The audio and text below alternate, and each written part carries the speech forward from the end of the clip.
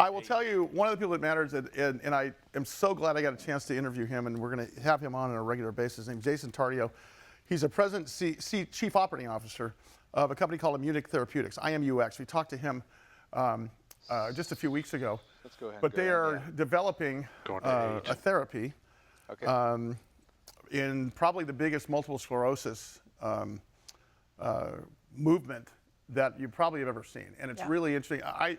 I've got a very, very close piece of this to my heart because my daughter has MS, so does my mom, and my daughter got it young enough to where she manages it. They got two different kinds. I was going to say, is one relapsing and one's progressive? No, my mom's progressive because I think it's just because she got it so old. Okay. But you know, McKenna is living a regular life and goes in for an infusion a couple times a year. But let's not waste any more time and talk about that. Let's talk to the guy who knows about it. Jason, how are you, man? Thanks for coming back.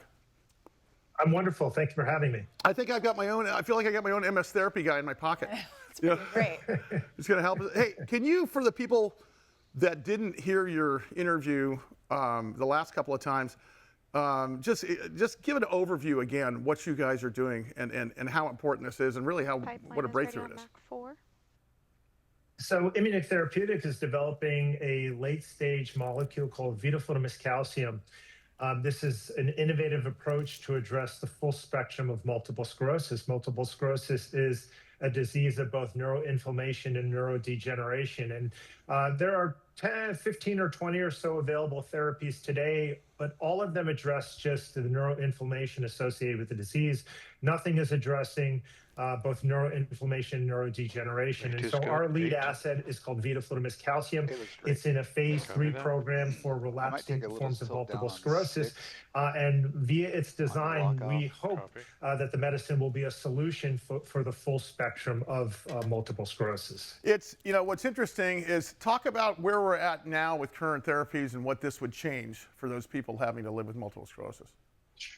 Well, sure. As I've mentioned, there are 15 to 20 or so therapies available for one specific subset of the disease called relapsing multiple sclerosis. But that segment of the disease is not solved for.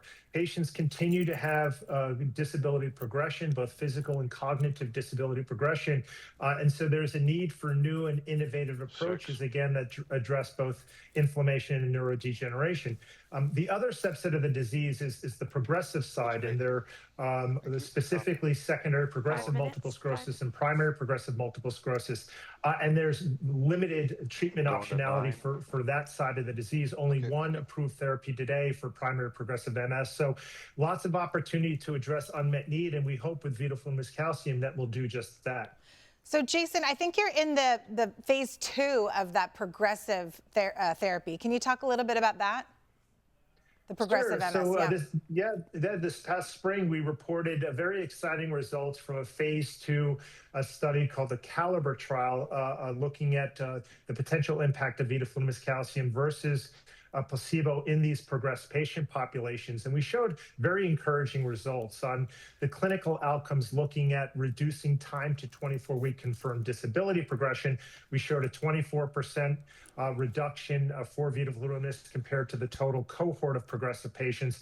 And then more specifically in the subset of progressive patients, a 31% benefit in primary progressive MS and roughly a 20% benefit in non-active secondary progressive MS. So very encouraging results. You know, the data, was it a surprise to you how efficacious this was? Is it better than you thought, or is it just about what you thought was going to happen?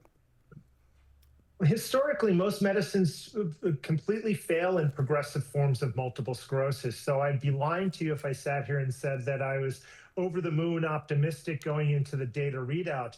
We have always believed that we have a differentiated molecule. It activates a target called NER1, which we know provides neuroprotective benefits. So we always were encouraged about the biology and what could happen here. But I think anyone would be lying if they said that they expected the results that we saw. So we're very, very encouraged by these results. You know, and once again, for the folks that need to understand the differentiation between what's currently here now, the experience I have is I've got my mom's taking medicine and my daughter's getting an infusion. Those are two separate types of MS. So and I think that's where the market lies. How does that change assuming this, you guys have an NDA and it goes to commercialization? Yeah. So again, as I've mentioned, there's a number of different options specifically for relapsing MS. Some of them are delivered via oral therapies like a pill or tablet. Others are self-injectables in which the patient has to inject themselves either subcutaneously or intramuscular. And then there are other medicines that are delivered via infusion. All of these medicines have different mechanisms of action, and ultimately they carry a different benefit-risk profile, right?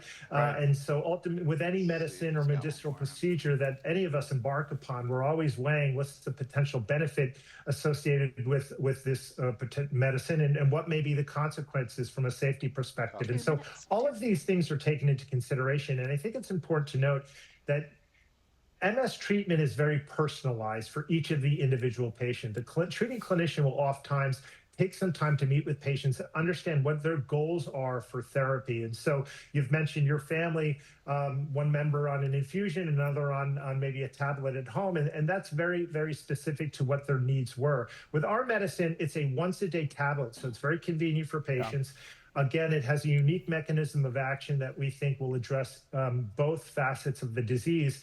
And we're strongly encouraged with the data to date and look very much forward to our phase 3 readout, which is scheduled for about a year's time in Q4 of next year. Hey, Jason, before we let you out of here, I know it's an expensive game that you're in, the biotech world, and I've lamented here for the last 2 years that you guys in the biotech, biopharma industry have really suffered in 2023, 2024. We thought this was going to be the year, and it seems to be opening up. I mean, look, there's light at the end of the tunnel here, and I can't wait to see what happens at the J.P. Morgan Chase conference in January, what the outlook's going to be. But for you, how are you feeling in terms of runway, in terms of getting that phase 3 done, in terms of capital formation? Are those markets opening up a little easier than they were in the last couple of years for you? It has been a rough couple of years for biotech, especially small cap biotech like us, but there are encouraging signs. The XBI index has been over 100 now for 6-7 weeks, which is a very encouraging signal. I think there are macroeconomic wins that are at our back now. I think some clarity on the FDA and what's happening there, some clarity on continued interest rate declines, which I think was always favorable for our sector. So as we head into next year, and you've mentioned the J.P. Morgan, which is the big investor conference that's in January, I'm optimistic about where we're heading. I should say cautiously optimistic, but I am optimistic. You guys have been burned in that industry for a couple of years thinking it was going to be the year. I think we're actually finally there.